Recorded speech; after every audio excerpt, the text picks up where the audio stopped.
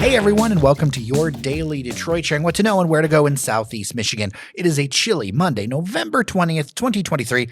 I am J.R. Stays, and as joining us whenever we've got a whole bunch of sports to talk about, because frankly, what a big weekend, Fletcher Sharpe.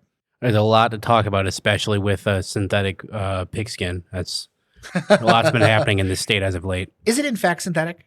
Yeah, it's not actual pigskin anymore. I think something to do with PETA having an issue. I'm not exactly sure. Maybe it's just the grip of the ball, but I do know that it's the pigskin because they used to play in it. They also used to play it with leather helmets without face masks. So it's the pigskin for, just old time's sake, but I think it's synthetic now for sure. Well, it may be cold outside, but Lions fans' hearts are warm with a 31-26 victory over the Bears, a game that, frankly, Fletcher, a lot of people were checked out. They had lost faith when you get to that fourth quarter. And then Jared Goff, to me, rebounded and showed why, he's been to a Super Bowl before. A lot of people in social media, like early on, are like, we're going to beat the Bears. We're doing whatever. Justin Field isn't good. And then, like, as the game wore on, Goff threw first interception, Goff threw another interception. There was a fumble. Goff threw a third interception. You get to, like, third quarter, fourth quarter, people are like the Lions, same old Lions, like they can't beat division rivals. Chicago Bears fans are already like putting memes up. It was just like, dang, this feels all too familiar. Because in the past, the Lions have been the team that's been handed a victory and somehow found a way to cough it up, or been the team that got down early and just didn't get back up. With 3 minutes and 58 seconds left, ESPN had the Chicago Bears as a 98.9% chance of winning the game. And from that point forward, the Lions kicked, like to use track terms, the race was near the end, and they kicked to get ahead, and they won. And they won it on a former Chicago Bear, a Dave Montgomery goal line touchdown, which I know meant a lot to him because it's his former team, former teammates knew him pretty well. The videos I've seen of the crowd were intense. Yeah, even though the video of Montgomery scoring that touchdown, like the stadium, of course, because it's indoors and it's a dome, like it gets loud when it gets loud, but it got exponentially louder than it had been in some time because people were just elated. It was one of those things where it's like you hold your breath until there's 3 zeros left on there. And even to put the cherry on top, the Bears had a chance to maybe try to mount a comeback. On the ensuing possession, Aiden Hutchinson beat his tackle, went around, forced a fumble on Justin Field, and did a very smart thing that some people didn't realize he did intentionally, and you can tell. The ball fell, and he saw an offensive lineman try to run towards it. He just pushed him. He pushed him. The ball knocked off his foot and out of bounds for a safety. Had Aiden tried to field it or knocked it out of bounds himself out of the back of the end zone, it wouldn't have been a safety. It would have been a dead ball from the point where he first initially touched it. So by him pushing the offensive tackle into it and the ball bouncing off of his foot and out of bounds, it was like, oh yeah, you didn't well, you might have intentionally knocked it out of bounds. Like you didn't knock it out of bounds. So it was a safety, which sealed the game for right there. And like there was a very heady Detroit Catholic High School League play. Even though I went to Divine Child, I'm very happy to praise any Catholic League high school graduate for using their brain and their brawn as well. That was a kind of play where you just like put the dagger in the heart. Like if you're a Bears fan, that had to extra hurt. No, it's their version, not as bad, but it's their version of Dan Orlovsky running out of the back of the end zone against the Vikings, where like you see it, like they were going to lose the game to the Vikings anyways. But when it happened, like to see the defender, Jared Allen, chase Orlovsky and then just stop chasing him to celebrate because Dan had no idea he ran out the back of the end zone. Like it's nightmare fuel. So like, I'm sure for Bears fans to see like, oh, this is their chance to come back. I'm sure their whole season's been nightmare fuel for sure. Like they're not doing very well. And one of their most hated rivals is like on top of them by a wide margin. So I'm sure that probably stings already. But to like have it sting even further because, it's your rival doing this in a game that you should have won and your last gasp chance to come back. Like, I'm sure that hurts even more. So, yeah, I mean, Goff didn't have the sharpest game, 2 touchdowns, 3 interceptions, about 270-something yards. But, again, when it mattered, he stopped playing like Ryan Gosling and remember the Titans and started playing like a quarterback who's been to an NFL Super Bowl. I think that's the difference between a good team and just an average team, that they can pull this out because, look, every team is going to have stinkers. Every this is the NFL. These teams are a lot closer than you want to believe. And for them to come back, for them to do this is a great indication for the camaraderie and then the team as a unit. However, there are definitely things that we should talk about because there were some issues. No, I mean there are, but to your point, like it shows that even after the game, they interviewed Penei Sewell, the All-Pro offensive tackle, and he's like, I saw how much this game meant to Montgomery. He's like 5 because David Montgomery was 5. He's like, wherever you go, I'm there. You want to get dirty, I can do that too. It shows that these players are not just playing for themselves; they're playing for their teammates, and like that's the mark of a team that I won't say a team of destiny because that feels like way too cliche, but that's the mark of a team that like they want to do more than just make the playoffs. They want to make some noise. They're playing for each other. They're not just playing because if I get 50 catches, I get an extra bonus in my contract. I'm playing because this guy next to me has my back. This guy next to me has my back. I'm going to have theirs. And when you get 53 to 56 or 58 people who have each other's backs when they're playing, like that's a dangerous team. That's a team that no one wants to see. Because it could be running back goes down, next guy up. Receivers not making plays, next guy up. Quarterback struggling, we'll find a way to rally around him. Defense can't hold up, offense will have to just pick up the load. And you see the team that's actually looking to do that for themselves.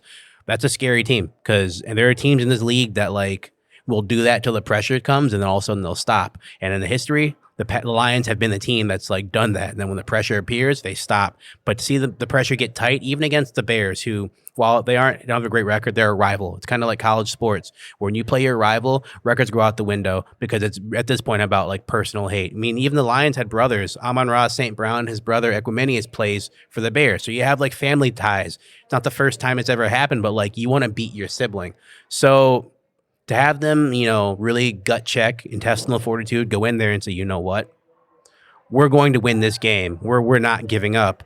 It's refreshing, and honestly, as a Detroit resident, Detroit fan, sports fan, it should make you feel good to see your team decide we're gonna let this stop happening now. We're gonna take over and do it. Makes you wonder why didn't they do it earlier? But the point is, at the end, when there's 3 zeros on the clock, as long as your team has more points than the other, that's really all that matters at the end of the day. Thanksgiving Day is coming up, and that means the Packers will be in town. What do we need to learn from this game to take into the Packers? Because, look, we've got a better record than the Packers. We should be able to beat them, but I don't want to keep playing games like this. I'm sure the Packers are still kind of sore that Lions fans took over Lambeau Field this year and just made it their own. Started kind of a trend of teams going into Lambeau and saying, this is our field now. None more prevalent than the Lions, but like it's been a thing.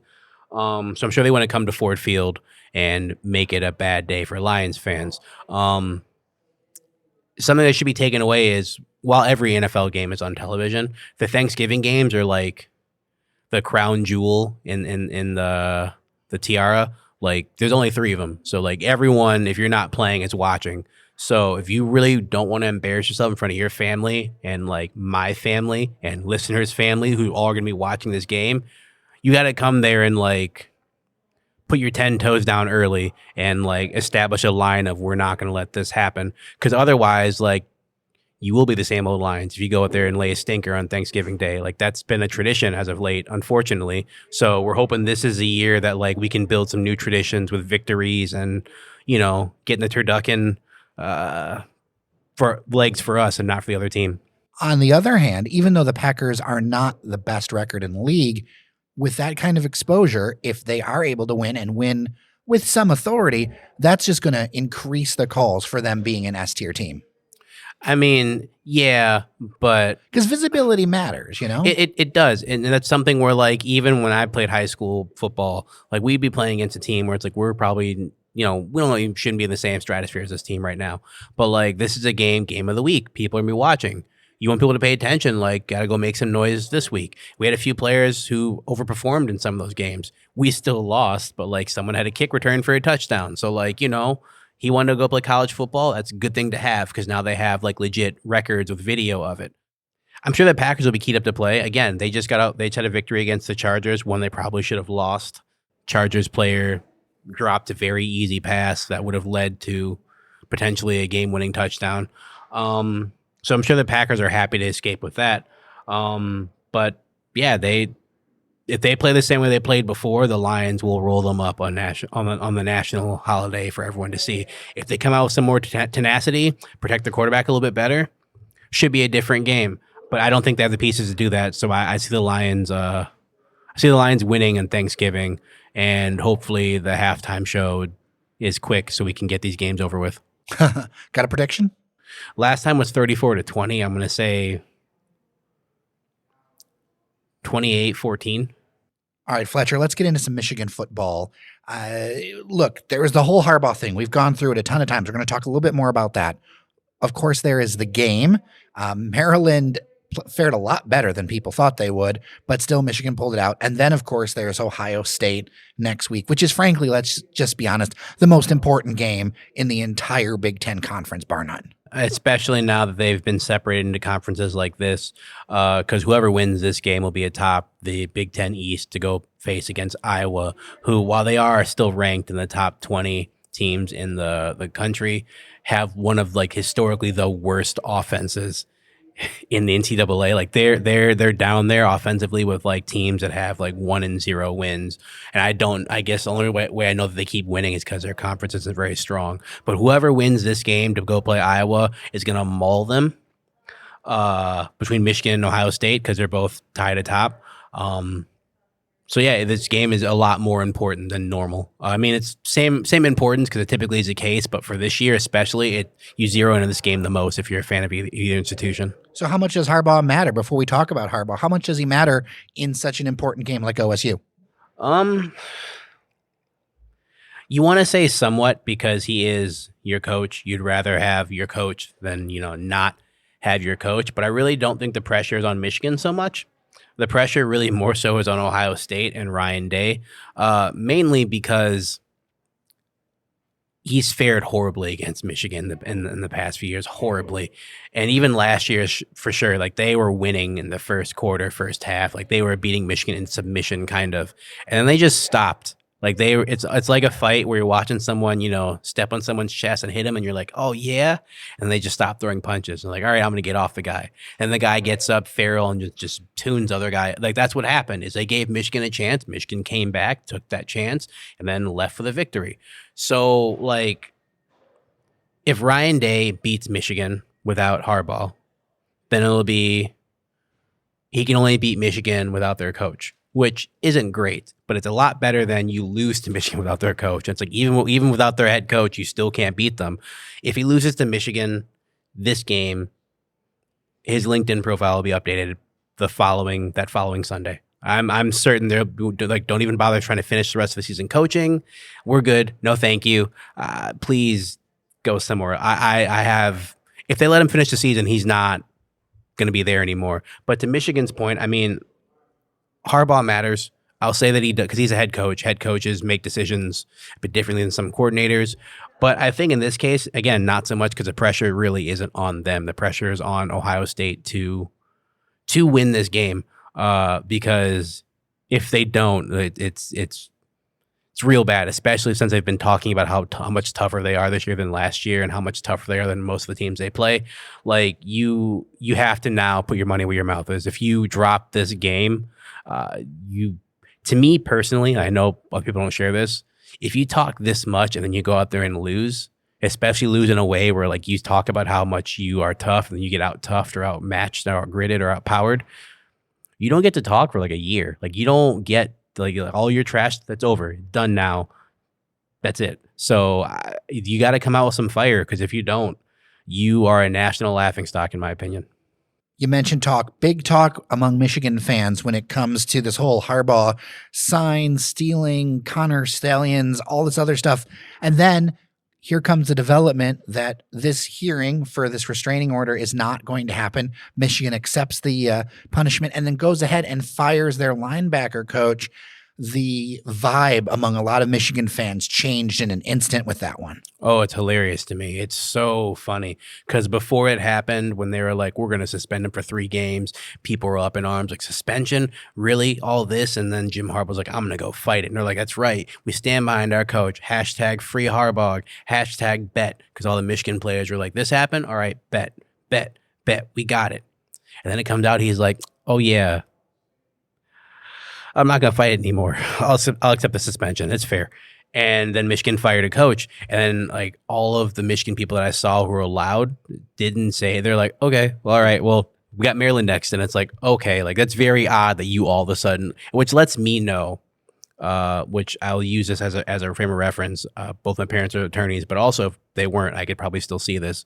It's like, something worse is going to come out in Discovery. Something, they must have like uncovered something where they're like, oh man, he's probably going to get more than 3 games. Like, nah, don't worry about it. Like, it's cool. And to a degree, like, I understand that like judiciary practice is like, if you decide to not fight it, you can stop it. But me, I'd be like, you know what? You said you're going to fight it. Now you got to fight it. Come on. Like, you don't get to like back out of here now. Like, you went down, you opened this door. Now you got to walk through. But I'm sure whatever is there, which we won't know unless something else happens like this again, must have been bad enough to scare the entire program to be like, you know what? All right, he's got to go. He's got to go. You take the suspension, and then he's got to go, and then we're good. Like, if that's the only thing we're going to have, all right. So, yeah, I don't think it would have been death penalty worthy, but I think it could have been like, hey, Jim, why don't you take off these 3 games in the next whole season as well? Looking back, even like listening back to our own episode, I'm like, wow, that sounds like a clown It's car. funny because all those people who are like, they need to leave and go to the SEC or they're being mistreated, they're all very quiet. Like you can go and search and people have said really nothing about it since then. And like, they don't feel like they're being mistreated anymore because it shows that the people that they backed so hard were actually at fault. You know, it's like when you watch this video, like I didn't eat that person's snack. I didn't eat their snack. It wasn't me. And then you look at a camera and it's you and camera just eating their whole bag of chips, looking around. And it's like, oh, it really was me. Oh, my bad. Anyways, what about, and it's like, no, like what? So to see so many people just be so silent about it, it's funny to me and lets me know like they know something happened that they know they're at fault and they know they shouldn't be complaining about it. And like, they're at least having the decency to like try to disappear about it, which I appreciate. I do want to say that the NCAA has brought out the idea that we're just going to move everybody to headsets next year, which is exactly what we talked about on the podcast. I mean, yeah, I feel weird about it just because I don't know. I feel weird, but I do know technologically it's probably the best step going forward. Then you don't really have to worry about sign stealing because if there's any sort of if they do it the way the NFL does it, they like allow you to get the signal in before the play, and then once like you break the huddle, the communication, like you're not like about to take a snap and someone's yelling in your ear about actually audible. You get the few seconds, to get the play in. Then after that, they dead the signal so that you can go play and not to worry about whatever. Have you ever used a helmet before? The radio? I have been on the sidelines and seen them used at Eastern Michigan. Okay. Not for them, but for something else. I've seen not players, but I've seen the coaches, so I understand the gist of that. But like, I have not actually had a helmet with this. I've seen what it looks like, but I've not actually had a helmet with, because they don't do that for high school sports. High school sports is if someone steals your signs, do better. It's why like in high school you have like 6 people like making fake signals, and it's like who's got the real one. There's been plenty of times where like I forget the guy with the red hat has a signal. So one coach has given me some design, and I'm like, what do you mean shotgun left, trips right? Like that doesn't make any sense. Like time out, and they're like, you looked at the wrong coach. I'm like, I'm sorry, like this is confusing. Can you just give me the play and then I just go? And then go back? Because like someone's over here doing jumping jacks. They're not even doing a call. They're just doing jumping jacks. And I thought he was doing something, and now I look stupid. So I do think going forward, a headset would be better. It's just the antiquated me is kind of like, why? But I know why. I think overall it's not a bad idea. I really hope that no one tries to like hack headset signals, and we have another thing we need to talk about. So, do you think Michigan's going to win? What's your prediction? I do. I think it's going to be a close game. I do think that them not having Harbaugh will kind of damage a few plays being called. That's not to say anything about Sharon stepping in to coach. You rather have a guy and then have someone come up to him and have like a buffer as opposed to just that buffer being the main guy. I think probably something along the lines of 35-31 Michigan beats Ohio State. a game where offenses excel, defense is kind of Michigan pulls a few stops late to kind of preserve it. But I do think it's going to be a big game. It typically is. There's going to be a lot of hard hitting, a lot of trash talking, probably 1 or 2 unsportsmanlike conduct penalties because these people truly don't like each other, which I find fascinating because you have Michigan natives who play for Ohio State, Ohio natives who play for Michigan, where I'm just like, this is supposed to be backwards, but whatever, man. But yeah, 35-31 Michigan. And then I think, Ryan Day wakes up to some moving signs on his front lawn. So good to talk to you. Yeah, of course. Thanks for having me. And thank you all for listening to your Daily Detroit, sharing what to know and where to go in Southeast Michigan. I am J.R. Stays. Feedback, as always, dailydetroit@gmail.com, 313-789-3211. Until next time, remember that you are somebody, and we'll see you around Detroit.